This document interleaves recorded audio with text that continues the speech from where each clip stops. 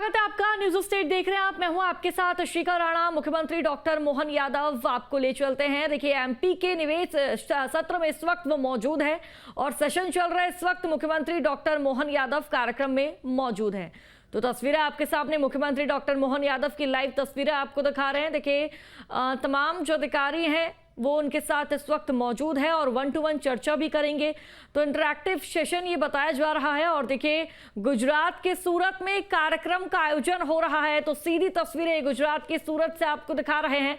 मुख्यमंत्री डॉक्टर मोहन यादव फिलहाल गुजरात के सूरत में मौजूद है और देखिए, तमाम जो इन्वेस्टर्स उद्योगपति है यहाँ पर मौजूद है। और अब बारी है मुख्यमंत्री डॉक्टर मोहन यादव के संबोधन करने की। आज के इस कार्यक्रम में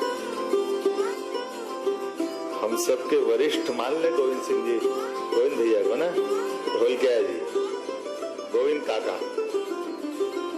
जोरदार अभिनंदन करेगा।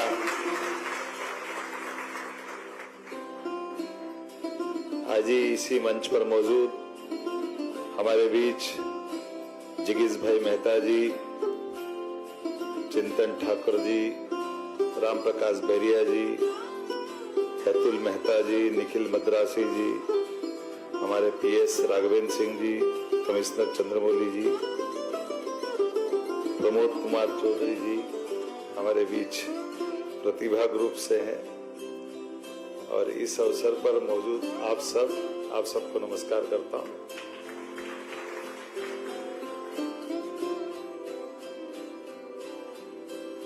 तीन 300 साल का तो इतिहास है, उससे पुराना तो भगवान कृष्ण के साथ जुड़ता है।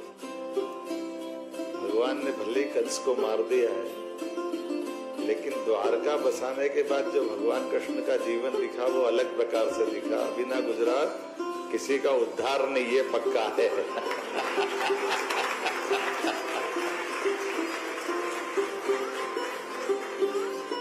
परमात्मा की दया है। लोग समझते हैं कि गुजरे हुए कल को गुजरा बोला जाए, लेकिन स्वर्णिम अध्याय लिखते हुए गुजरता हुआ पल जाए तो गुजरात आना पड़ेगा, ये और कहीं नहीं जा सकता। पल प्रतिपल आनंद, सभी प्रकार के कामों की सिद्ध हस्तता, आनंद उमंग में जीवन और व्यक्तिगत जीवन बड़ी से बड़ी, वैसे तो बड़ा मुश्किल जाता है, लेकिन धन को बचाना भी गुजरात से सीखो और कोई नहीं सीख सकता। ये तो धन के बड़े मुश्किल है, वो बचाना बड़ा कठिन जाता है। इतनी सादगी सरलता से बड़े उद्योगपति भी जिस ढंग से गुजरात के लोग जीवन जीते हैं, ये सच्चे अर्थ में हमारी सनातन संस्कृति की उस धारा के बलबूते पे जीते, जिसके कारण से दुनिया भारत को बहुत सम्मान के साथ देखती, आदर के साथ देखती, एहसास कराती। आज के इस अवसर पर मध्य प्रदेश सरकार की ओर से मैं सभी स्वनाम धन्य अपने अपने क्षेत्र की सिद्धहस्त उद्योगपति, बड़ी उद्यमीशीलता की आपकी सबकी पहचान है, आप सबको नमस्कार करता हूँ, आपको बधाई देता हूँ और आपका अभिनंदन करता हूँ मध्य प्रदेश की सरकार की ओर से। ढोलकिया जी ने बहुत अच्छी बात कही, मैं भी उसी बात को बढ़ाता हूँ कि ये परमात्मा सबको अपने अपने मौके देता, उनकी अपनी प्रतिभा को निखारने का, उनके हाथ से कोई यश देने का। और ये भी बात सही कि मानव लोक में हमारा जीवन अगर आया है तो हमारे हाथ में नहीं है हमारा जीवन, ये जीवन परमात्मा ने लिख के दिया है, जन्म से लेकर मृत्यु तक।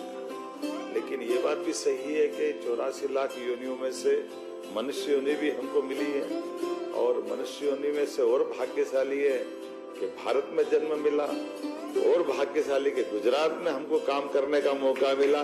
इससे बढ़िया क्या बात है सर। ये तो परमात्मा ने विशेष लीला लिखी है, जिनको नहीं मानना उनको 2-3-4 उदाहरण ही पर्याप्त है। भारत को अगर आजादी मिली है तो महात्मा गांधी जी का योगदान कोई भूल सकता है क्या? ये भी तो गुजरात की हमारी अपनी उस प्रतिभा की, और वो भी वहां से, उस साउथ अफ्रीका से, जहाँ की हालत क्या।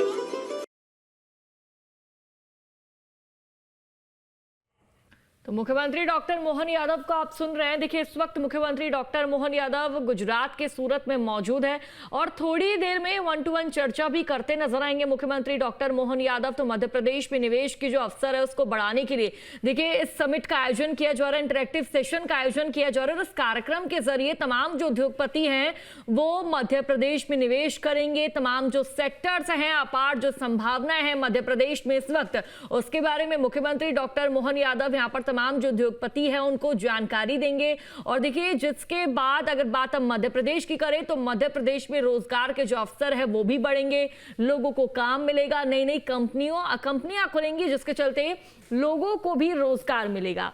तो एमपी में निवेश के अवसरों पर इंटरैक्टिव सेशन किया जाएगा। गुजरात के सूरत में फिलहाल कार्यक्रम का आयोजन चल रहा है। मुख्यमंत्री डॉक्टर मोहन यादव इस वक्त गुजरात के सूरत से संबोधित कर रहे हैं। और देखिए, तमाम जो उद्योगपति बैठे हुए हैं, जो इन्वेस्टर्स बैठे हुए हैं, उनको ये बताया जा रहा है कि मध्य प्रदेश में आप इन्वेस्टमेंट क्यों करें, अगर करें भी तो किस क्षेत्र में करें, कौन सा क्षेत्र फायदेमंद होगा। तो तमाम यहाँ पर जो लोग बैठे हुए हैं उनको संबोधित करते हुए मुख्यमंत्री, तो महात्मा गांधी जी का योगदान कोई भूल सकता है क्या? ये भी तो गुजरात की हमारी अपनी उस प्रतिभा की, और वो भी वहां से, उस साउथ अफ्रीका से जहाँ की हालत क्या थे। आज भी केवल तुलना कर ले गुजरात और अफ्रीका, मतलब मध्य भारत और अफ्रीका की, कहा हमको महात्मा गांधी मिले तो चुन चुन के एक भी अंग्रेज नहीं बचा भारत में। 47 में ऐसा साफ कर दिया मैदान, सारे इंग्लैंड भेज दिए। और दुर्भाग्य से अफ्रीका में महात्मा गांधी जैसा कोई फ्रीडम फाइटर नहीं था, तो वहां बच गए। तो बेचारे मूल अफ्रीका के लोग अभी उनकी क्या हालत है, बोलने की जरूरत नहीं है। बड़ी मुश्किल है, मैं भी सरकारी पद पे हूँ तो संभल के बोलना पड़ता है, थोड़ा संकट हो जाता लेकिन ये हमारे समझने की बात तो है ही। और उसी प्रकार से सरदार वल्लभ भाई पटेल के कारण से 600 से ज्यादा रियासतों का वो अंग्रेज का एक जो भी उनकी देश की दृष्टि से वो ठीक कर रहे थे। उनने तो माना था कि हमने देश एक बना दिया। अब ये भगवान ने ही बता दिया उनको कि तुमने बनाया कि नहीं बनाया, लेकिन सरदार वल्लभ भाई पटेल ने बना दिया, दुनिया ने देख लिया। ये हमारे सबके सामने उदाहरण बना।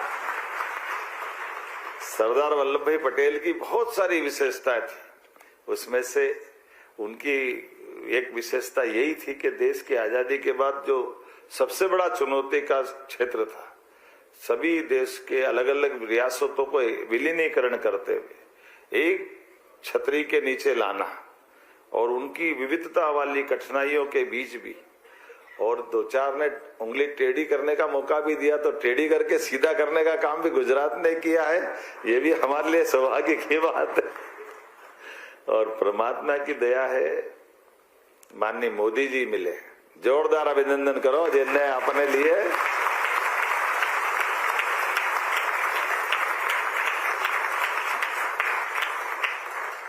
कहा 55 साल की वो गलतियां, 55, 60, 65 साल तक इस भारत की गिनती उन 5 सबसे कमजोर इकोनॉमी वाले देश में थी।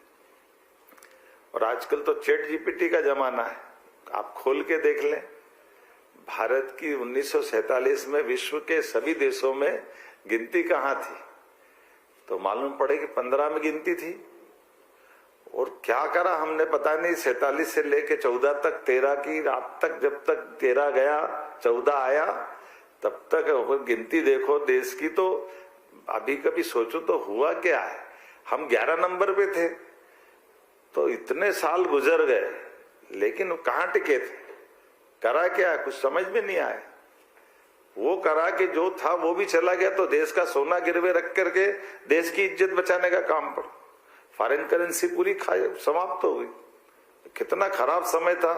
चंद्रशेखर या बीपी सिंह जी या नरसिम्हा राव जी तक हमारे अपने इस कुशलता के साथ सभी व्यवसायों को संभालते चलाते हुए देश की आजादी के साथ जो देश आजाद हुए उस पर निगाह डालो तो वो आज भी आदर्श है। इजराइल 1 करोड़ का नहीं, 1 करोड़ से भी कम आबादी का, कोई 70 बताए, कोई 80 बताए, जितने लाख भगवान जाने, लेकिन अकेला सब पे भारी, ये देखता दुनिया, ये सबके सामने उदाहरण है। अकेला इजराइल ये उदाहरण है, उसी प्रकार से बाकी देश भी है। लेकिन हाँ, हमें गर्व है अब मोदी जी हमारे साथ है तो हम भी उनकी लाइन में खड़े हैं। वो 2 से तीसरा हमारा देश है जो अपने देश के अंदर हजारों साल लाखों साल से सोने की चिड़िया की हमारी पहचान थी। यहाँ की सारी आर्थिक व्यवस्था तो हमेशा से बहुत समृद्ध रही। धन तो बहुत कमा लेंगे, लेकिन धन के लिए धन के चौकीदार भी वैसा चाहिए, व्यवस्थाओं को संभालने वाला भी चाहिए, नहीं तो धन आफत बन जाता है। 1000 साल की गुलामी में लंबा समय इसी बात के लिए गया कि धन कमाने के लिए भारत के लोगों ने कभी अपनी क्षमता योग्यता में कमी नहीं रहने दी, लेकिन देश की सीमाओं पे खड़ी सेनाओं की कमजोरी के कारण से देश के अंदर जो हालात बने कि सोमनाथ से शुरू हुई कहानी तो 47 तक आ गई। 1000 साल तक कितना खराब समय गया। मैं इसलिए गुजरात को धन्यवाद देता हूं कि पहले ज्योतिर्लिंग का भी झंडा सनातन संस्कृति के लिए लहराने का मौका कहीं दिया तो गुजरात की धरती से आया। ये हमारे सौभाग्य की बात और ये गुजरात की देन है कि जब सोमनाथ का पहला ज्योतिर्लिंग का झंडा लहराया, गोपाल कृष्ण का मंदिर में आनंद आया, तो आज राम जी भी मुस्कुरा रहे हैं और महाकाल जी भी मुस्कुरा रहे हैं। ये बदलता दौर है। कितना आनंद आया है, क्या फर्क है दोनों में। राम जी का भी आनंद आया और महाकाल जी का भी आनंद आया। महाकाल का महालोक हो या आप तो बनारस की गलियां पहचान में नहीं आती, ये भी तो गुजरात की देन है। बाबा विश्वनाथ का धाम कितना आनंद में आया। मैं अभी गया था 2-4 दिन पहले ही, मेरी क्षेत्रीय परिषद की बैठक माननीय गृह मंत्री जी के साथ ही हुई थी और ऐसे ही बातचीत निकली तो हमने कहा पहले कितनी फ्लाइट आती थी बनारस, उन्होंने कहा 18, अब कितनी आती है, बोले 98। ये बदलता है, 10 साल में कितना बदल जाता है। पूरा बनारस बदल गया, काशी बदल गया। और केवल काशी नहीं, गृह मंत्री क्या होते हैं ये सरदार वल्लभ भाई पटेल से सीखा या अमित शाह जी से सीखा कि गुजरात का आदमी काम क्या करता है, ये दिखाता है कि नहीं दिखाता है। जोरदार अभिनंदन करें हमारे लिए, एक एक करके सभी क्षेत्र। और गजब तो तब हो जाता है, सूरत के यहाँ कोई पुलिस की नौकरी करते करते पुलिस की नौकरी छोड़े और मंत्री बनके भी कितना सफल हो जाता, ये भी तो गुजरात सिखाता। कमाल कर दिया क्षमता योग्यता के माध्यम से। कौन सी दुनिया में जाना पड़ेगा, एक बार और जन्म लेना पड़ेगा गुजरात को समझने। हम चले यहाँ बड़े इन्वेस्टर समिट करना, साला हीरो हजारों साल से मध्य प्रदेश से निकल रहा पन्ना से, लेकिन हीरे की पालिश तो सूरत में ही होती है हमारे यहाँ। आज तक समझ में नहीं आएगा ये हुआ क्या है। पत्थर हमारा, लेकिन वो पत्थर ही है। अंगूठी में तो आप ही लगाते हो और कोई लगाने वाला ही नहीं मिला। कपास हम उगा रहे हैं, रेडीमेड्स का पूरा सारा सामान कहां से जा रहा है, कहां आ रहा है, कपड़े कहां बन रहे हैं। जो कपास उगा रहे हैं वो कपड़े भी नहीं बनाना जानते, वो भी सूरत से साड़ी मंगा के पहन रहे हैं। ये फर्क है। लेकिन ये क्षमता योग्यता के साथ व्यवस्थाओं के संचालन करने के लिए सुव्यवस्थित व्यवस्थाओं के बलबूते पर सरकार की पारदर्शिता, व्यवस्थाओं के आधार पर विश्वास जीतना। और गुजरात पे हमें इसलिए भी गर्व है कि केवल गुजरात भारत का मस्तक का मोर मुकुट नहीं है, पूरे देश तो छोड़ो दुनिया का ये मोर मुकुट है। मुझे इस बात का आनंद है। गुजरात का आदमी जहां कहीं जाता वो अपनी अलग पहचान बनाता है। जो वर्तमान संसाधन है उन संसाधनों में जैसे भारतीय लोगों का जीवन है, अपने को न्यूनतम रूप से कम खर्च में अपनी व्यवस्थाओं का बेहतर से बेहतर प्रबंधन करना और उस आधार पे अपनी पहचान बनाकर आगे बढ़ना। और आज के इस दौर में इसी बात की आवश्यकता है, क्योंकि हमारे अपने माननीय प्रधानमंत्री जी के शब्दों में जब हम वसुदेव कुटुंबकम की बात करते हैं, हमारी सनातन संस्कृति की बात करते हैं, वन नेशन वन इलेक्शन और क्या क्या बात करते हैं, तो वो सारी बातों के लिए हमारे पास जो सीखने समझने की जगह है। मैं मान के चलता हूं कि शिवाजी को अभी हिंदवी साम्राज्य बिना सूरत के उनका भी काम नहीं चला था, उनको भी सूरत आना पड़ा था। तो मैंने सूरत आने के लिए बहुत सारे कारण ढूंढ लिए हैं। सूरत आने के लिए सीरत चाहिए, सीरत से सूरत बनता है। और अभी आपने कहा ही है कि इंदौर के साथ सूरत खड़ा हो गया, राघवेंद्र सिंह जी ने कहा है, मैं मान के चलता हूं आज के दौर में सारी बातें हमारे बीच में आई है। व्यापार में जैसे ठाकर जी ने कहा है कि हमारी सरकार ने वो सारे प्रबंधन किए जिसके माध्यम से व्यापार व्यवसाय में सुगमता होना चाहिए, सरलता होना चाहिए, और इस सब के बीच में एक निष्पक्षता के साथ हमारी वचनबद्धता होना चाहिए। हम कोई कमिटमेंट करें उन व्यवस्थाओं के लिए उसकी सरलीकृत एक व्यवस्था बनना चाहिए। माननीय मोदी जी ने डीबीटी सिखाई, गरीब आदमी का पैसा उस तक जाना चाहिए। हमारी सरकार ने तय किया कि उद्योगपति का पैसा भी सीधा उसके खाते में जाना चाहिए, बीच में कोई नहीं होना चाहिए और समय सीमा में होना चाहिए। इसलिए हमने अपने 2 साल 1.5 साल ही हुआ सरकार बनाए, तो अभी तो यद्यपि सरकार तो 2, 3, 4 से चल रही है और बहुत बदलाव आए मध्य प्रदेश में। भाजपा की सरकार बनने के बाद हमारे सारे पूर्व मुख्यमंत्रियों ने काम अच्छे से किया है, लेकिन हमने और उसमें जुड़ाते हुए 2022-23 में 23 में हमारी सरकार बनी, लेकिन आज की स्थिति में यह हुआ है कि एमएसएमई हो, हेवी इंडस्ट्री हो, लघु कुटीर उद्योग हो, सभी क्षेत्रों में समान रूप से आगे बढ़ते हुए इसी बीते मई तक का भी सारा बीजीएफ देने का काम, हमारे सारे इंसेंटिव देने का काम हमारी सरकार ने किया। किसी पे कोई बकाया नहीं रखा है। जो कमिटमेंट किया वो हमको करना चाहिए, और केवल 2 साल का नहीं, आपका 5 साल का, 7 साल का, 8 साल का, कितना भी पुराना क्यों ना। और जमीन तो ऐसे देते जैसे राघवेंद्र सिंह जी ने कहा कि आप अभी मांगो तो अभी दे के जाएंगे, बाद में दूसरा काम करेंगे। हमारे लिए जब काम ही करना है तो संकोच क्या है, बोलने के लिए थोड़ी है। और ये मुझे मालूम है कि बोलने के लिए कोई और प्लेटफॉर्म पे बोल सकते हैं, मैं किनके बीच बोल रहे हैं ये बोलने का ही महत्व जानते हैं, बाकी कुछ नहीं जानते। ये सभी जिस अपने अपने व्यवसाय में दक्ष लोग हैं, ये बोलने के पहले चेहरे से देख लेते कि पानी कितना जाने वाला है, अपने आप में वो चीजें बता देते जिसकी आवश्यकता पड़ती है। और ये बात भी सही है, मेरे बारे में परिचय देने के साथ हमने अपने मंत्रियों का काम का बंटवारा किया, लेकिन हमारी एग्रीकल्चर ग्रोथ रेट वो 39% है, 39% है। हमारा कपास कहाँ देश में क्यों नहीं जाता, लेकिन रेडीमेड गारमेंट्स की हमारी बड़ी संभावना है। सभी प्रकार की स्किल की हमारे बहुत अच्छी गुंजाइश है। ऐसे में जब इतना बड़ा राज्य है, इतना बड़ा भौगोलिक एरिया है, तो सभी इस सेक्टर में समान रूप से बढ़ने के लिए, टूरिज्म में भी देखो आप तो अकेला हमारे अपना एकमात्र राज्य है जहां सभी प्रकार की हमारी सभी वन्य जीवों की प्रजातियां पाई जाती है। अब तो मोदी जी के कारण से 2022 में चीता देश की आजादी के साथ गायब हो गया था पूरे एशिया महाद्वीप से। वो हमारे यहाँ मध्य प्रदेश में फल फूल रहा है, और एक जगह नहीं दो जगह दिखाई दे रहा है। ये मध्य प्रदेश का आज बदलता दौर है, बदलता समय है। भोपाल की सड़कों पे दिन में मनुष्य घूमते हैं, रात में टाइगर घूमते हैं, इतना टाइगर हमारे यहाँ है।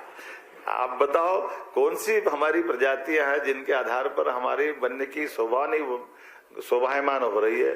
धार्मिक पर्यटन को लेकर के भी सभी प्रकार के अनुकूलता बनी हुई, पर्यटन के क्षेत्र में सभी प्रकार की अनुकूलता, हेल्थ का सेक्टर हो, रेडीमेड गारमेंट्स का सेक्टर हो, हर सेक्टर में जिस भी सेक्टर में आप आगे बढ़ना चाहेंगे, सरकार आपकी मदद के साथ आपकी समृद्धि भी चाहेगी, और ये चाहेंगे गुजरात में भी आप काम करो और मध्य प्रदेश भी आपको बुला रहा, दूसरा घर आपका मध्य प्रदेश बनने के लिए लालाए थे। मेरी अपनी ओर से आप सबका पुनः वंदन, अभिनंदन, बहुत बहुत धन्यवाद।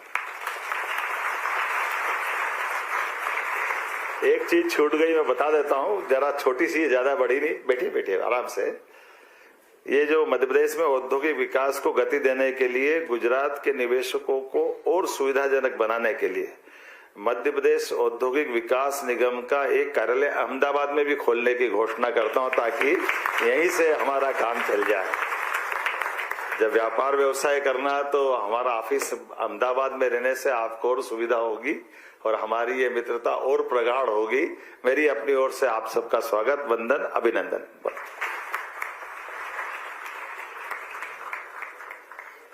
धन्यवाद सर। और आज के इस कार्यक्रम में आप मुख्यमंत्री डॉक्टर मोहन यादव को आपने सुना। देखिए, निवेश के लिए आमंत्रित करते हुए तमाम जो यहाँ पर उद्योगपति है मुख्यमंत्री डॉक्टर मोहन यादव द्वारा उनको मध्य प्रदेश में निवेश के लिए आमंत्रित किया गया और ये तस्वीरें कार्यक्रम की आपको हमने दिखाई। तो देखिए आज का कार्यक्रम इस लिहाज से भी खास हो जाता है क्योंकि इससे पहले जो इंटरैक्टिव सत्र हुआ था बेंगलुरु में हुआ था और काफी महत्वपूर्ण वो रहा, और उसके बाद सबसे बड़ा सत्र यानी कि आज गुजरात के सूरत में हुआ है। और देखिए मुख्यमंत्री इस सेशन के माध्यम से उद्योगपतियों और निवेशकों से 1-to-1 चर्चा भी करेंगे, मुलाकात भी करेंगे और जहां निवेश और साझेदारियों पर गहन चर्चा की जाएगी कि मध्य प्रदेश में निवेश कहां करना है, किन सेक्टर्स पर करना है। देखिए रोजगार के लिहाज से भी बेहद महत्वपूर्ण माना जा रहा है। और साथ ही आपको बता दें कि 18 नवीन सेक्टोरल नीतियां और औद्योगिक सहयोग के लिए सुविधाओं के बारे में निवेशकों को जानकारी मुख्यमंत्री डॉक्टर मोहन यादव द्वारा 1-to-1 के माध्यम से दी जाएगी। चीफ मिनिस्टर साहब की स्पष्ट विचार शैली और उनके असरकारक वक्तव्य के लिए हम एक बार जोर से और ताली बजाएंगे। मध्य प्रदेश सरकार की स्पष्ट नीतियां और अहमदाबाद में आपकी हमारे एक प्रबंधन खोलने के लिए आपने जो अनाउंसमेंट किए, इसके लिए एक बार और जोर से तालियां बजाएंगे। सर मैं बहुत शॉर्ट में बताऊंगा। हमारे मंच पर गोविंद काका बैठे हैं। गोविंद काका ने 3 शब्दों पूरे विश्व को दिया है, यस, नो और हाउ मच। ये 3 शब्द अब पूरे सूरत शहर का शब्द बन चुका है। आपने बोला कि आप निवेश कीजिए, हम बोलेंगे यस। आपने इतना सब कुछ बता दिया, इतनी सारी फैसिलिटीज के बारे में बता दिया कि हम ना बोलने का तो सवाल ही नहीं पैदा होता है।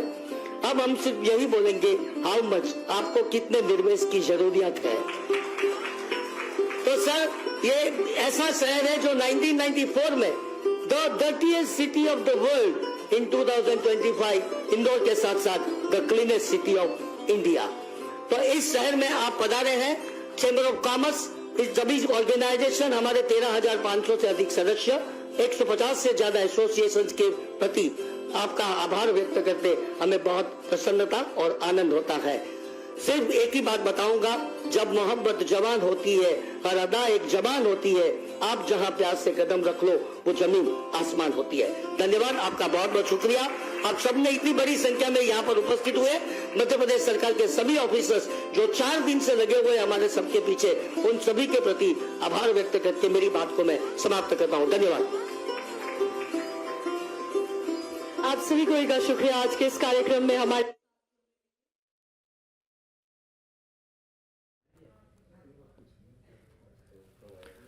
तो देखिए आयोजन उद्योग एवं रोजगार वर्ष अभियान की श्रृंखला के लिए भी बेहद महत्वपूर्ण रहा और इस पूरे कार्यक्रम के दौरान देखिए इंडस्ट्रीज के बारे में जानकारी दी गई है, एम्प्लॉयमेंट ईयर के बारे में जानकारी दी गई है। 2025 यानी कि अब जो ये साल है 2025 जो वर्ष है रोजगार से भरा होगा, यानी कि मध्य प्रदेश में तमाम जो युवा है जो रोजगार के लिए भटक रहे हैं, जिनके पास रोजगार नहीं है, इस निवेश के बाद उनके पास भी रोजगार होगा। कई ऐसी स्किल्स है, ऐसी चीजें हैं जिनको वो कर सकेंगे, अपनाने का उन्हें मौका मिलेगा।